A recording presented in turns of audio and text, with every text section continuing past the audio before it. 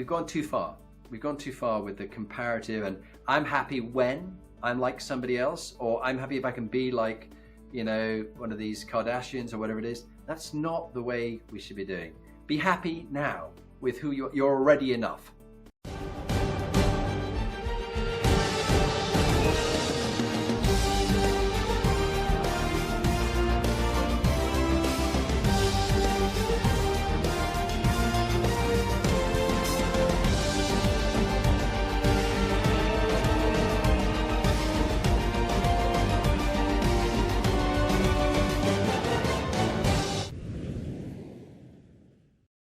Hello, Jonathan, and welcome to the show. I am so excited to do this interview with you today. Hey, I am really fired up. And the initial contact we had, it just was so energizing. I think this is going to be one of the best podcasts I've ever been on. So I'm really excited. Thank you. Oh, gosh, no pressure with that, huh? Yeah. Well, you're in the top 1% of podcasts in the world. Wow. We should look into those metrics, Jonathan. We should. Let's get better, even better.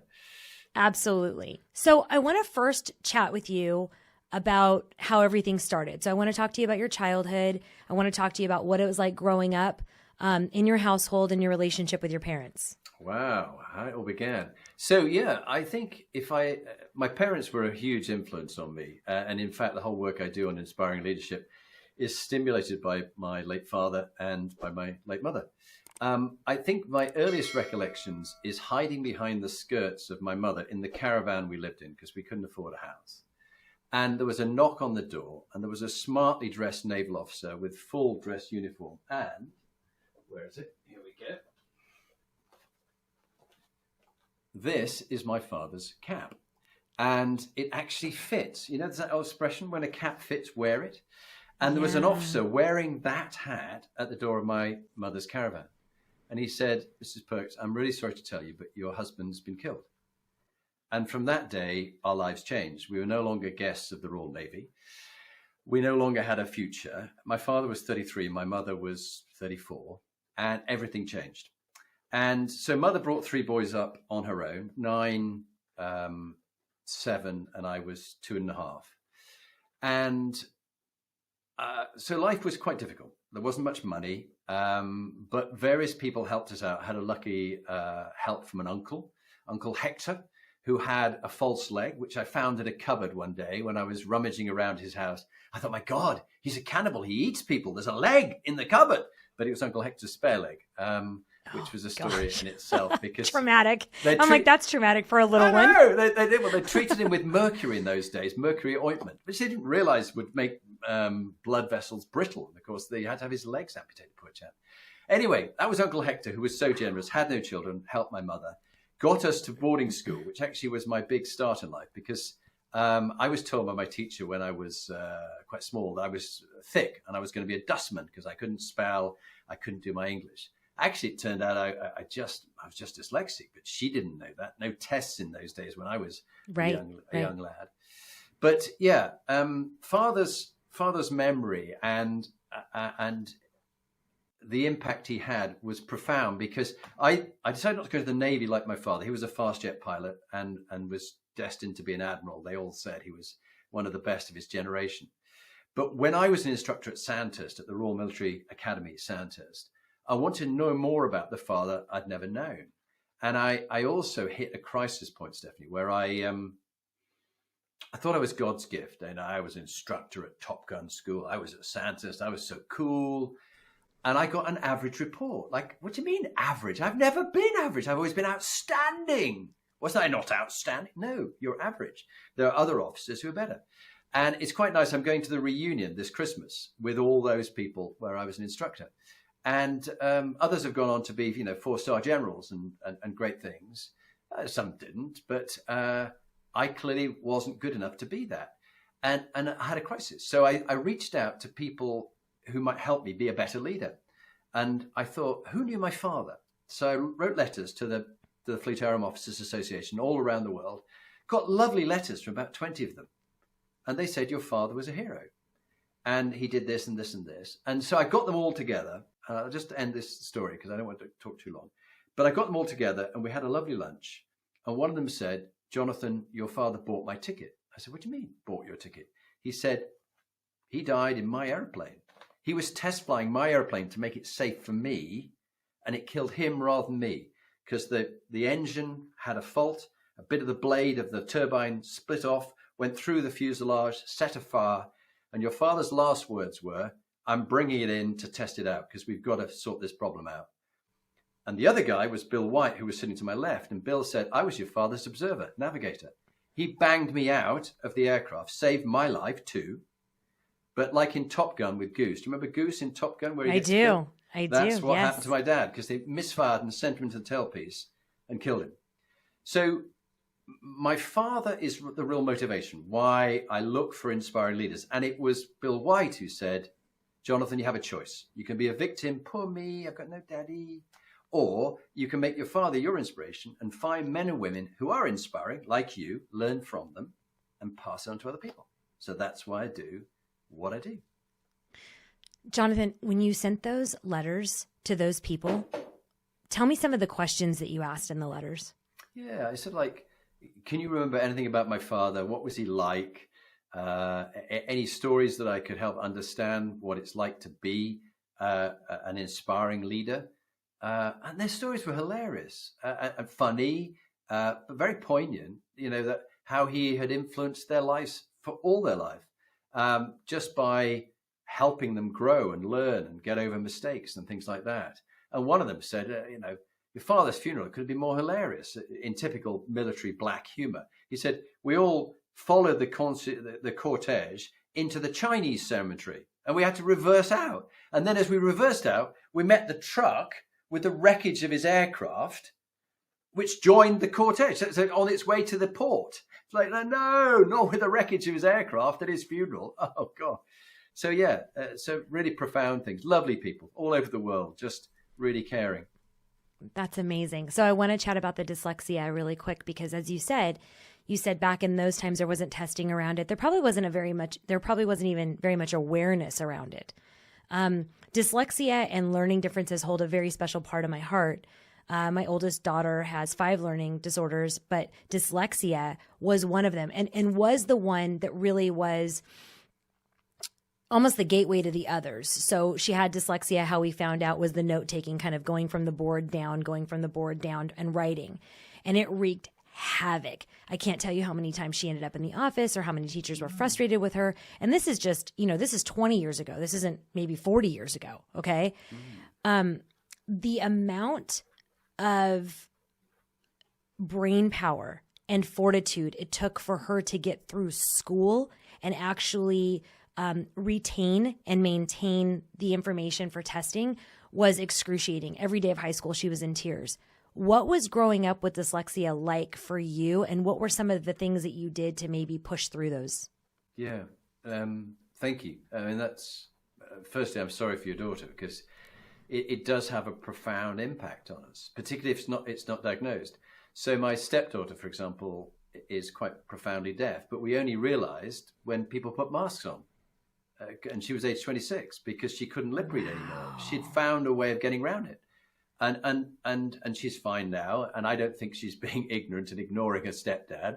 I just go, hi, I'm here. And I turn around to see her. And she goes, hey, how are you? And we get on so well. It's so easy now. But before it was, I couldn't understand what was wrong with her. Was it just being rude? Of course she wasn't. She's actually totally You're like, you need to take my leadership program right now. That's right. Yeah, a bit more emotional intelligence needed. And of course, it wasn't that. It was. I didn't know what she was going through, and they didn't know what I was going through. So yeah, I was made at the age of 7 to feel I was thick, and until I was probably really into my 40s, where people go, Jonathan, you're really clever. I go, no, I'm not. I'm thick. Literally, that was my label. I am thick.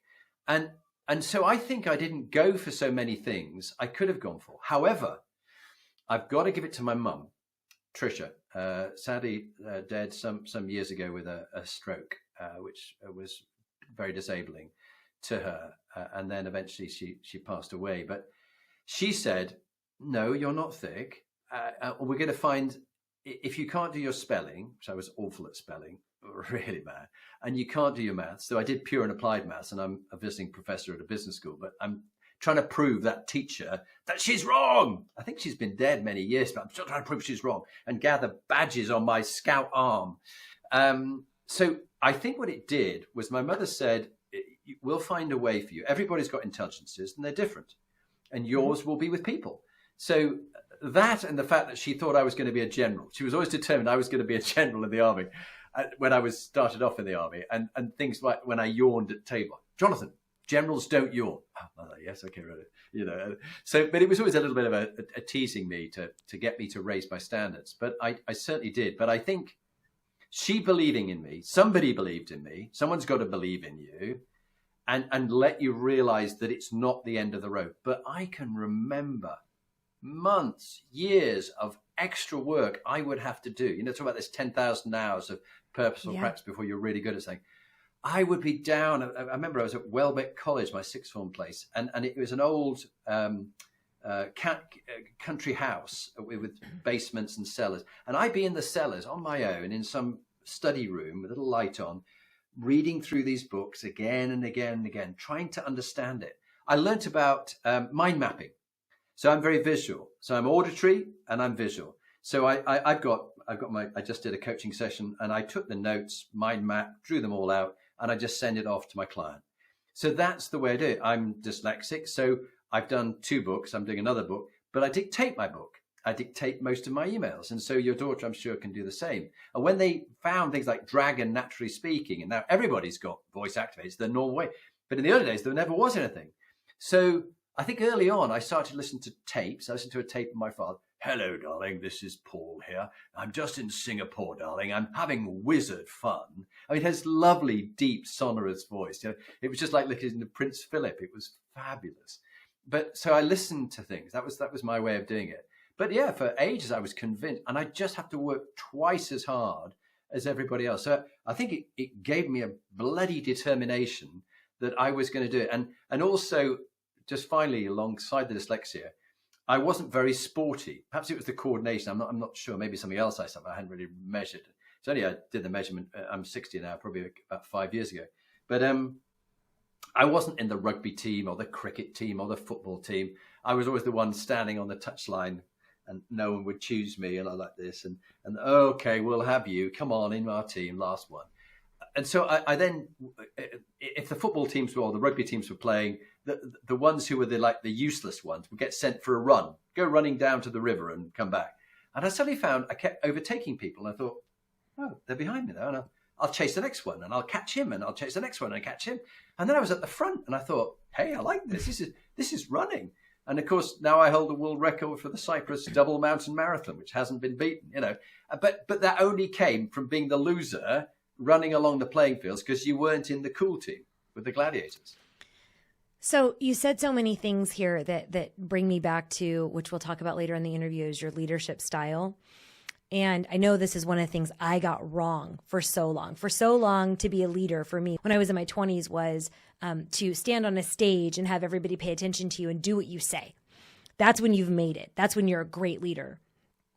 And through many, many, many courses of having amazing mentors, I really understood leadership is not what you do. Like, it's not a dictatorship. It's a leadership is actually making people believe in themselves and inspiring them to greatness. And I think your first set of that was with your mom.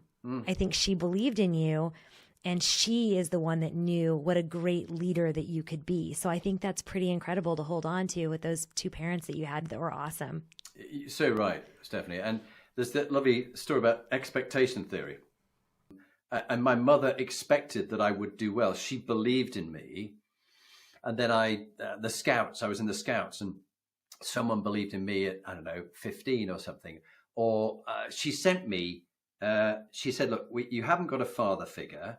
So she sent me away to boarding school, which was okay. Luckily not in my boarding house, but in another boarding house, there was a paedophile who was abusing some of the boys. And we sort of heard about it, and there was... comments were made, but nothing was really said. Luckily, I wasn't abused, but some of the other boys were. So you've got to be very careful in that environment. You trust them to somebody else. The duty of care is by somebody else.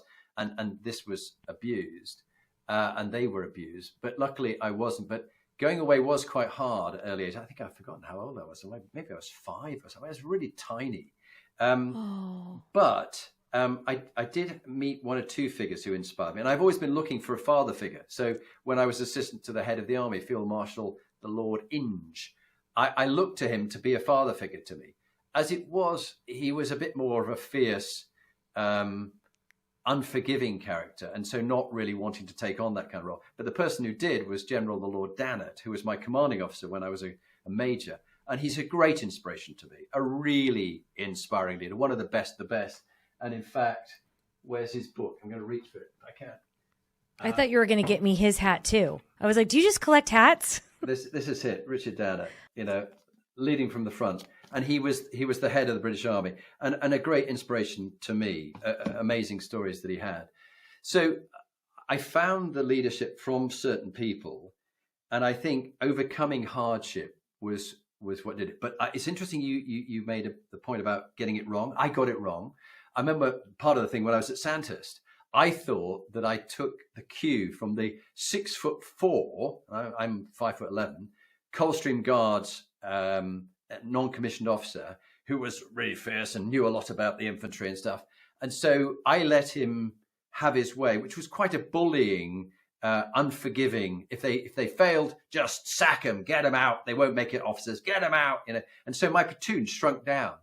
So actually, I'm somewhat ashamed to go back and see my platoon in December, some 30 years later, because I think I could have been a far better leader. Whereas Lewis Bryan, who was a great inspiration to me, parachute regiment, Lewis tragically was killed in a motorbike crash. I was the last person to see him. And I said, Lewis, you're going to the funeral of your cousin in Newcastle. Take it easy on that big motorbike you've got. Don't do anything stupid. In Windsor Great Park, he was racing with another bike, came around the corner, slid on the oil, went into the threshing blades of a tractor that it was dragging, was completely destroyed. And his funeral was the most grim thing I've ever been to. Full military ceremonial funeral with a band, the whole lot. And his fiancée was there. It was just tragic. But he inspired me about caring about you guys. He'd make jokes. Okay, everybody up the trees. And they're in the forest. They've all got to get up a tree as high as they could. He'd do it with them. He'd laugh with them. They'd love him. They'd willingly die for him if need be in battle. And not many people ask you to do that in your job. Thank God. No, I really think, I just mentioned one thing I got wrong. I got so many things wrong along the way. And I really am at the point in my life where I can say I'm thankful for that. But I do have the same, for me, it's regret or shame on what I could have done so much better to motivate people and to get them to their next greatest thing, I kept going, oh my gosh, you're climbing this ladder. Stephynie, you're 26 years old and you're a director of a publicly traded global company. Well, yeah, nobody mentioned it was because of attrition, because 3 other people before me had lost their jobs and I was the only dummy who would do it. But you don't learn these things until along the way, but you have to be with your team. And I think that's something that we'll talk about shortly, is being with them to guide them through. And it's so important that that's leading and that's not managing. Yeah, you're spot on. And there's such a difference between managing and leading. There's lots of managers out there. There's few leaders. But actually leading is about the other. It's not about you. You've got to be so good a leader that you're invisible because you're listening and you're asking great questions, but so good a leader that you're really in the room. And when you're in the room, you don't just say very much, but it's all about them. It's not about you. It took me years to learn that. I thought, look at me. It's about me. It's not about you. It's about you being really caring about the people you lead. So you aspire to inspire them to give their best, to be their best. And Jonathan, I'm so glad that you said that, because I remember the day that, you prep for these meetings, whether it's VCs or boards or a company that you're with that's getting ready to IPO, whatever it is. Okay. You prep for these meetings. And I remember the day that I walked into a meeting with people. First of all, I believe I was the only woman in the room. I know for sure I was the youngest, and I know for sure I was the least educated. Okay.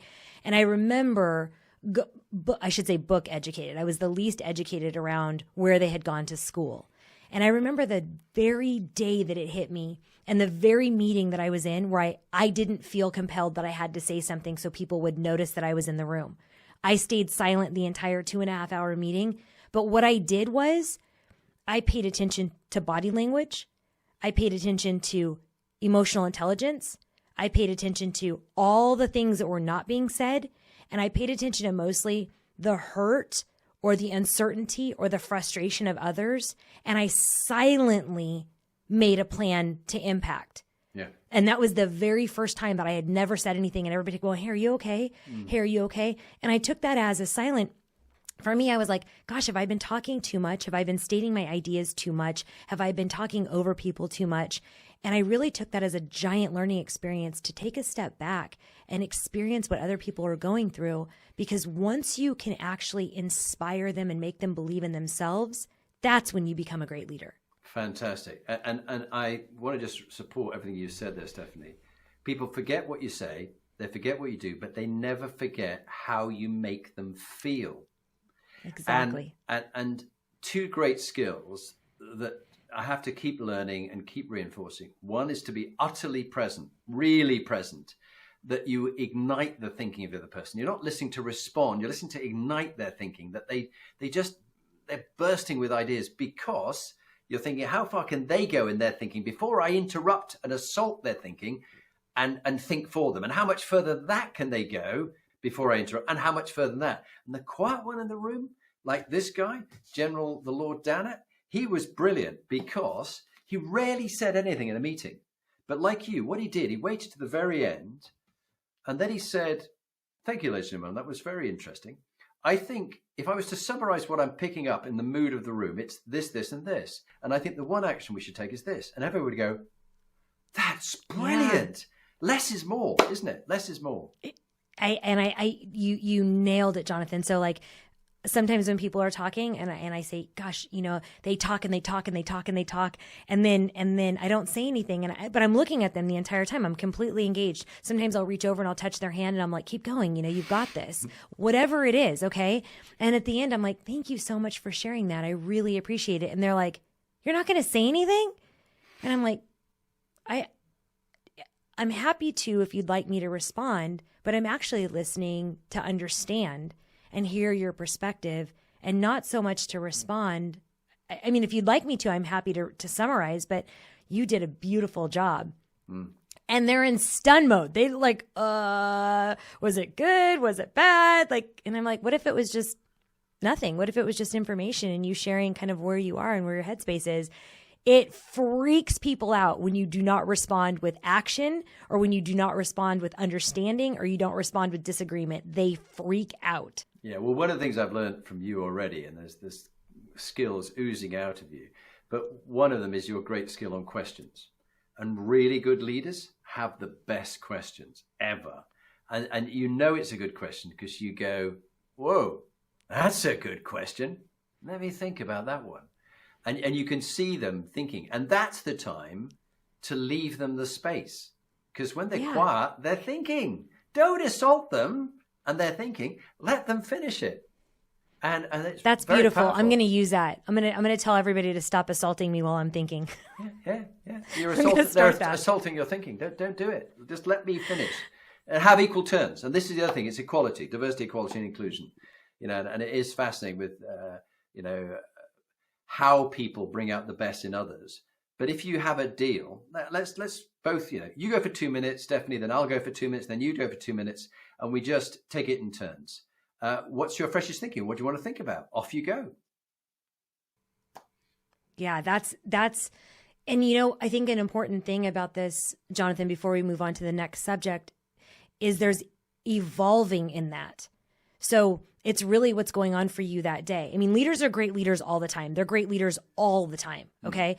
But what I might be feeling or expressing on Monday, it might be something different than on Thursday. Something might be a priority, or I might want to talk about that more, or something might have happened. I might have had a personal experience that I'm like, Jonathan, I want to shout. I want to talk to you about this. I want to hear your perspective. I had a great conversation with Steve Kuhn yesterday. And I mean, I got off the phone and I was like, I'm like, there's so much I'm not doing. And then I, had a panic attack and quickly jumped on with you. And then I had a further panic attack because there's so much I'm not doing.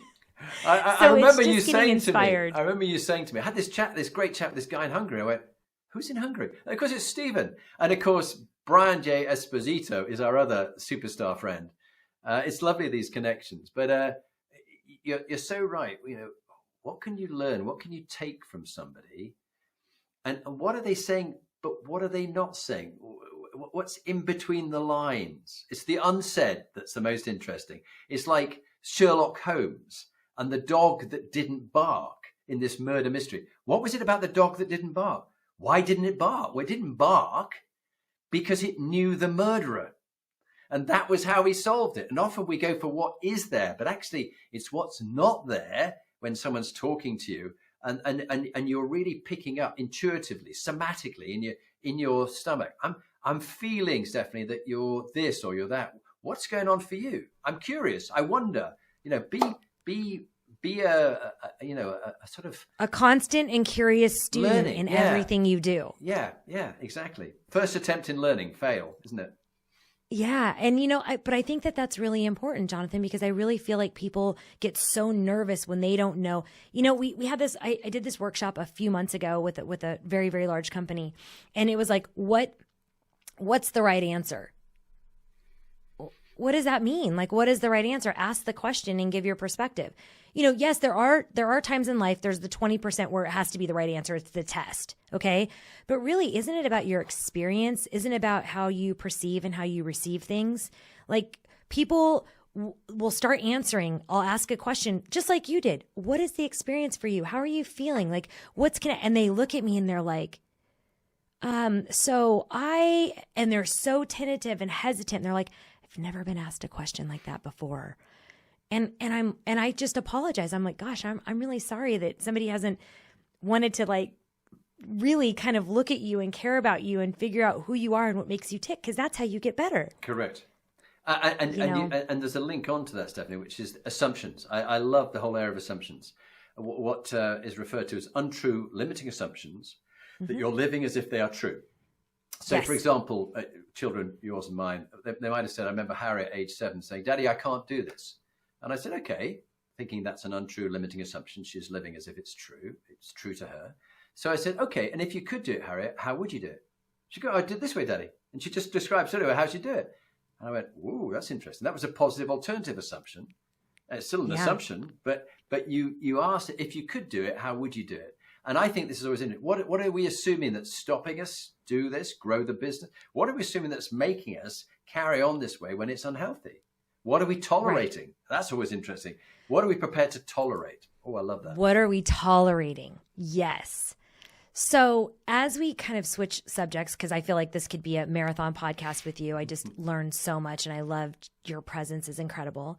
You have such a strong interest in the health and wellness space after facing a cancer scare not too long ago. What did this teach you about how you live your own life? Just right now, personally, how you live your own life, and then we're going to move it into business. Yeah. I think I've really had a whole fascination about health, well-being, longevity. I want to have my health span match my lifespan. I don't want to be old but really unhealthy. And I'm going to hospital again on Friday, which I hope they can resolve things. But it's having an annual medical check is always worthwhile. But 2 months ago, my brother David died of cancer. And he'd only been diagnosed 10 weeks before that. He seemed fine. He looked fit. He was walking 10,000 steps a day. But he actually had been riddled with it for about a year, but we didn't know. And it was all over his body, his brain, his legs, his arms, his gut, his back. I'm so sorry. It was very, very tragic. And the family's still coming to terms with it. But with my own cancer scare, which so far I'm okay and I'm sort of, as it were, in remission, it just made me realize I'm going to look after eat, move, sleep, breathe, focus, prosper. This really, I'm in intermittent fasting, time-restricted eating, some people call it. I've been doing 250 days so far, and it's a way of life now. And it's really good. I don't start eating till around about 11 o'clock, and my last meal's around 7 in the evening. And I eat healthily between that time. And also sleep, working on sleep and exercise. I'm 60 now, but I train and HIIT training in the garage, which is gym 3 times a week. I do yoga 3 times a week, walk the dog twice a day with my wife, Lee. And so make it very much a life that is about eat, move, sleep, and breathe. And sleep is a key component. I even have power naps for 25 minutes. I did that before today. Always every day, 25-minute power nap. It's perfect. I'm not sure how to take that you needed a nap before you got on a podcast with me. Oh yeah, it's the energy that I need to have for keeping up the pace with you, Stephynie. You're the best. So Jonathan, one of the things that I have found in my own quest for health, because, obviously getting older, having 4 kids, before the pandemic, I was 200,000-300,000 miles a year globally. I actually got diagnosed with an autoimmune disorder, which just made me exhausted. Like I normally am up at 5 and I go to bed between, 10 and 11. And I do have, I don't want to say that it's not balanced. It's balanced. I'm at sports events. I'm, out to a really beautiful dinner with my kids or, I'm doing something fun with my husband. It's not all work all the time, but I was mentally drained. And I saw a holistic doctor. I saw a functional medicine doctor. And she said to me, Stephynie, how does your health correlate with your success? And that made me stop. I didn't know. And you know me, I pride myself on having maybe not the right answer, but I pride myself on having a thoughtful answer and a respectful answer. And I had no answer. I was like, oh. So it took me a year, but I want to ask you, how does your health correlate with your success and your leadership? Yeah, very much so. So I think at the beginning of the pandemic, I had a very tough time going on. And also I saw income drop an awful lot, but yet I had a lot of obligations. And I got quite depressed, clinically quite depressed and feeling really low. And my way around it, I began with some cognitive-based therapy, which was very helpful. There was some stuff that I needed to address from my past. And that was really helpful. But then I used Atomic Habits, James Clear. I don't know whether you read his book, but this habit stacking. So I wake up, read the Daily Stoic, Ryan Holiday, listen to it, audio. Then I will do my daily 5minutejournal.com. So I journal, gratitude journal. Then I'll either do 20 minutes of mindfulness, and then I'll do HIIT training, or I'll do yoga, and then I'll walk the dog. So my day doesn't start till 10, but I've already stacked in there huge mental health well-being, which for the last 20 months has made all the difference. And I'm going to keep it going. That's the way I'm going to do. Well, I think, you know what? So just to jump onto that, I think you just made a ton of deposits. And so by the end of the day, you're not depleted. Your withdrawals are not, you're not empty because you've stacked so well. Do you know who Mark Champagne is? No, I don't.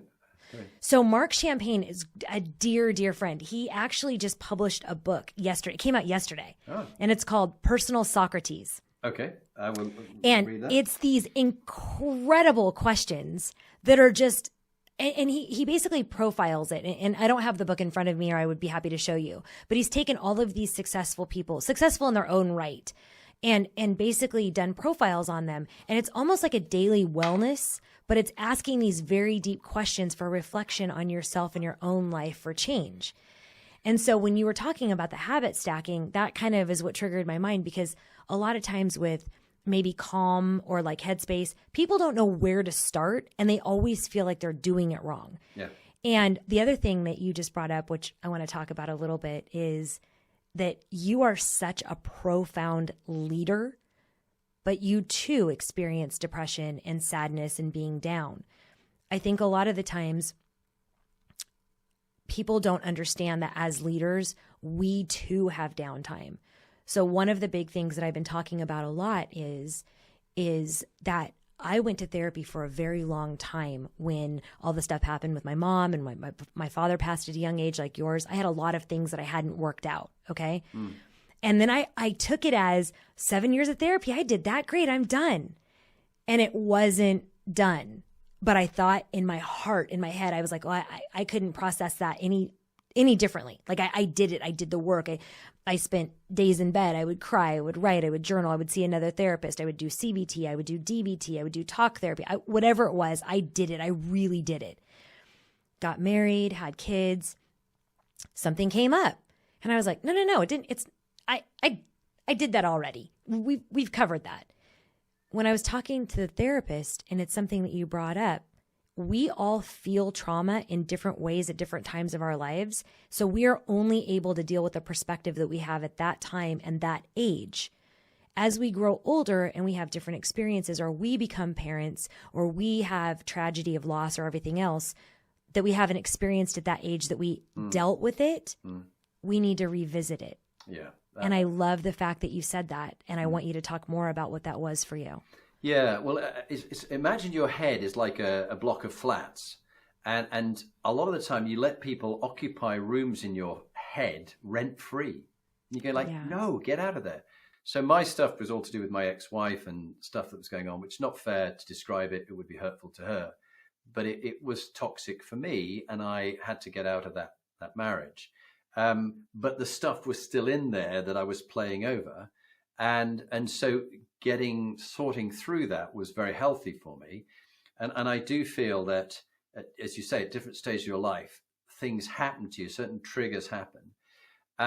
It's not the fact you have a problem, it's how you handle it that marks out the average from the exceptional. And so I think facing into a problem, what have I learned? What am I going to do differently? And also I have found the whole Stoic philosophy to be really helpful during that time. And I don't watch or listen to the news first thing in the morning, because that's filling my head full of crap. I actually listen to what Marcus Aurelius did 2,000 years ago. And the fact, control the controllables. What can I control? I can control these things. Those things are way out of my control.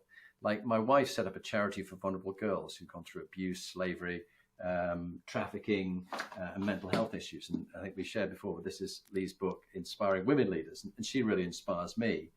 But she found that she wanted, through what she'd been through in the abusive relationship she'd been in, she wanted to help other people. So I think things happen to us for a reason. I went through a difficult time in order that I could help Lee with this charity for other people who've not been fortunate and had a tough time. But I think as a leader, we don't have to experience everything that everybody else has experienced, but I am a great believer in, you've got to lead by example. If I say to any of my CEOs or chairmen or partners that I'm coaching, you need to really get your health sorted out. Well, am I doing that? I remember that lovely one about Gandhi, and a little boy was brought along by his mother to Gandhi and said, Gandhi, she'd queued for about a day to get to the front of the queue and see Gandhi. And she brought this little boy along, and he was a plump little lad. And she said, he's fat. Tell him to stop eating sugar. And Gandhi looked at the little boy and he said, what's your name? He said, Ibrahim, sir. Okay, Ibrahim. Would you come back and see me in 2 weeks' time? Yes. And he goes, and she said, what? Is that it? Yeah, come and see me in 2 weeks' time. So she left. It's a true story. 2 weeks later, she took the train most of the day, queued in the sun for all the day. Ibrahim and she came to the front, and she said, and he said, no, I didn't remember. It's Ibrahim, isn't it? He goes, yes, sir. And he goes, Ibrahim, stop eating sugar. And the mother went, yeah, and? I said, that's it, stop eating sugar. She said, well, why didn't you tell him that 2 weeks ago? He said, 2 weeks ago, I was eating too much sugar. And that's my philosophy, that if I want people to be better leaders or look after their health and mental well-being or habit stack or whatever, I'm going to go and try it out myself. And all of these things, a bit like you've tried all sorts of things. And I'm constantly learning. I'm always work in progress. I'm never the finished article. I'll still be on my deathbed whenever it might be. And judging by David dying at 63, it may not be that far off. Who knows? But, stop it. We're having nothing to do with that. That is not happening. But the point you still have so much to give. When it's my time, I'm going to make sure it's a good death as it's been a good life. And I'm going to go out with a screech of brakes and a smell of burning rubber going, wow, what a ride! Having had a good time. That's amazing. So you said something recently on a podcast that really stood out to me. And I didn't really realize that it stood out to me until days and days later when I was thinking about it. And I kept thinking about it over and over again. And you said that you wanted to steer away from being competitive and comparative. Yeah. What are the consequences of always trying to compare yourself to others? Yeah, it is. It's a really good one. The reason we did this is we did lots of psychometrics with our clients.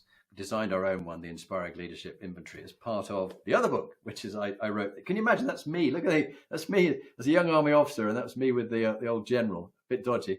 But a lot of fun.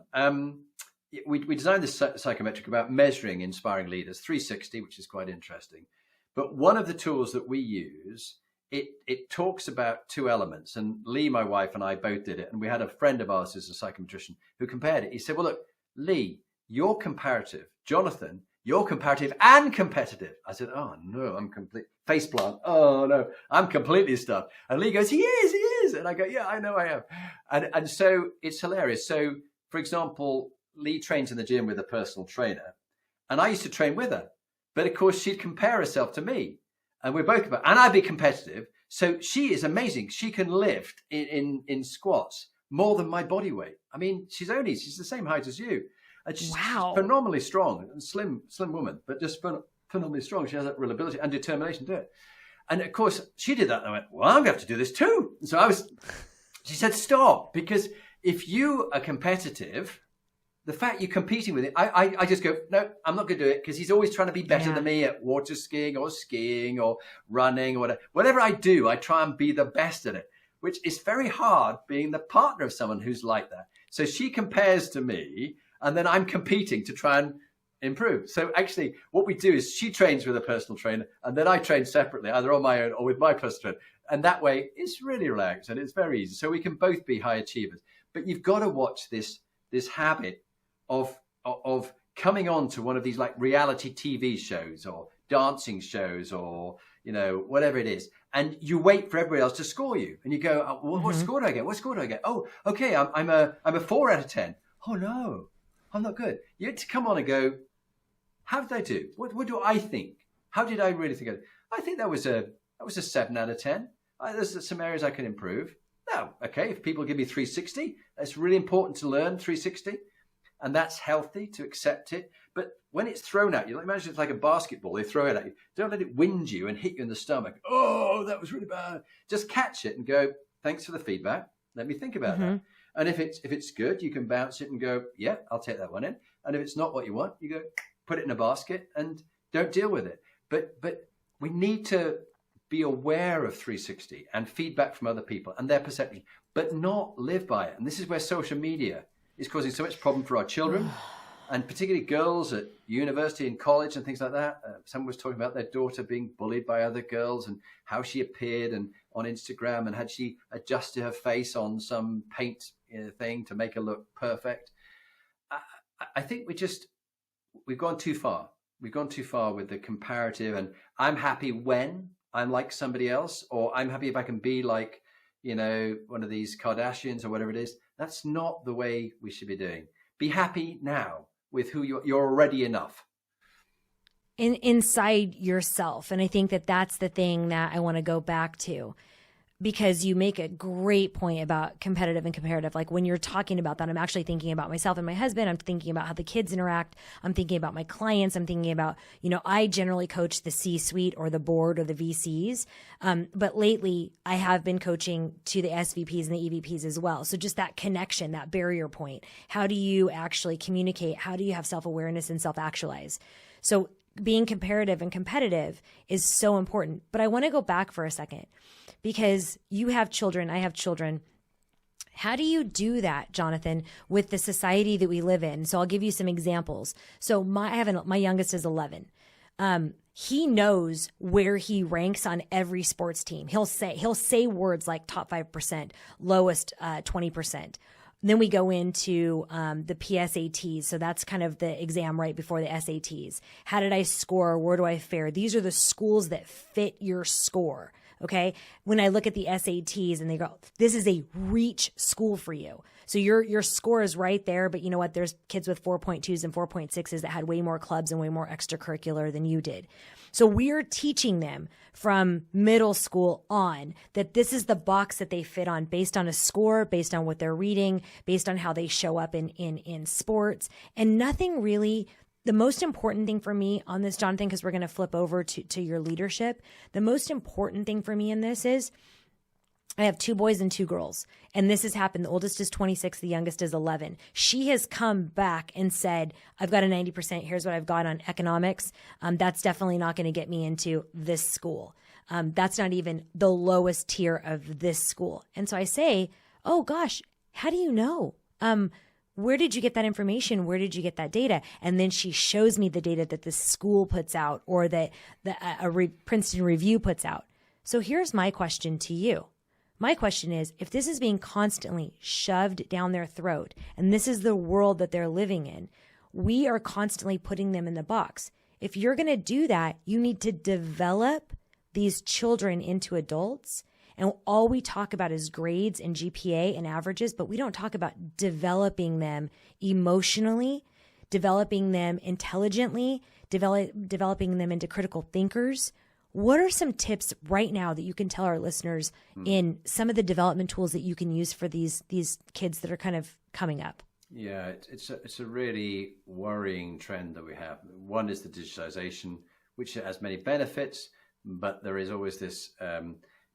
You're now aware of a much larger group around the world and where you fit in it. I mean, you and I were laughing that we're both in the top 1% of global podcasts. And but as long as we can come back and be okay with who we are, so don't give away your self-worth and your self-value to other people. I'm not good enough because I'm not this, or like that woman who told me I was thick and I was going to be a dustman, which really was devastating. Oh, this is where we need to get people out into.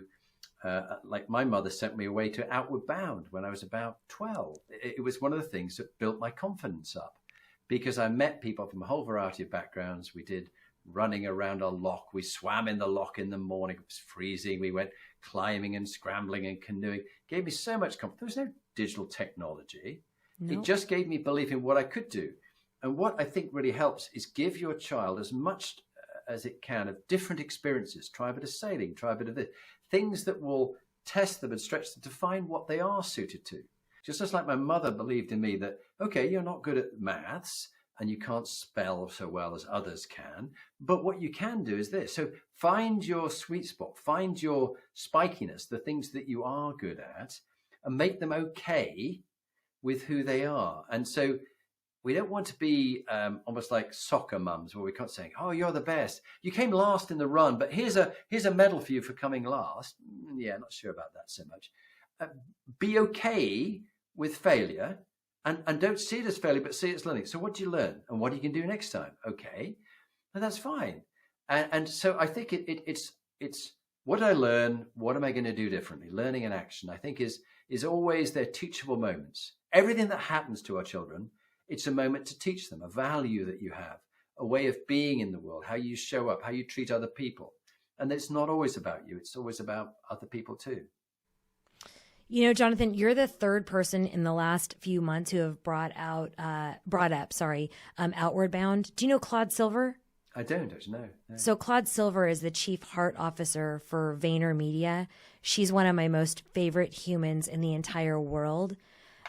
Just the most kind, loving, engaged person ever, and just really just so empathetic and compassionate. Her sole job at VaynerMedia is just keeping a pulse on how people are interacting and how happy they are showing up and what it looks like. And she was a huge part of Outward Bound, sent by her parents, and had the exact same experience. Second to that, Naveen Jain. Do you know who Naveen is? No. So Naveen is the founder of Viome, and he actually just got done talking to me about he's got amazing children, 3 very successful children. And when I say success, they are successful in their own right, and they do amazing things, and women's health and apps and just a bunch of stuff. But he said to me that his daughter came home at a very young age, under 16, and said, "This is what I'm going to do with my life." And he said, "No, sweetie, we're not going to make that decision yet because you haven't been able to experience enough things. And I want you to do all of these different things before you kind of stick your stake in the ground." And, he said, I got an eye roll, I got a whatever dad, I got all of these different things. But ultimately, after he was strongly encouraging her to do all of these different things, Jonathan, she came back with a very different feeling. And that, to me, is everything. They can be mad at you and they can be frustrated, but it's okay to say no and move them in a different direction. Yeah. And the problem is, I'm going to have to head off shortly because I've got another friend in Seattle I'm about to talk to in a minute. But I think parents often create psychological problems for their children. They try and have the unmet needs of the parents. They live it through the child. So I didn't go to Oxford or Cambridge. Now, my daughter, Bryony, did. I let her choose it, but I was really thrilled she did. And my other daughter, Harriet, went to Bristol, which is, again, another great university. But you just got to be careful that we don't try and live our lives through them. But as you say, give them all these different experiences and find out what resonates for them. And maybe some of the psychometrics are quite useful when they get into their 20s about the kind of things they like compared to others. So, Jonathan, my last question for you, because I know we're running out of time and I want to be really respectful, but I want to talk about what an incredible, amazing podcast that you have. I want people to go and I want people to listen. Tell me what your purpose is for your podcast and what it's called and where people can find you and your amazing leadership tools. Oh, bless you. Well, firstly, the first place to go to is my website, jonathanperks.com. And on there, you can see all 185 episodes now, and the top tips and book reviews and materials around our inspiring leadership work that we do and the coaching and the teamwork we do with people. So please go to jonathanperks.com. And then, as I say, they're on Apple and they're on Spotify. It's called Inspiring Leadership with Jonathan Bowman-Perks. And you're going to be on it soon. So I'm looking forward to having you as a guest on my podcast too. But thank you so much for having me on your show. I've just been so buzzed ever since we started chatting. Thank you so much. And you know what? I'm so sorry we ran out of time because I only had 7 more pages of questions for you. So we're going to have to do this again super soon. We will. Thank you. Yes, thank you.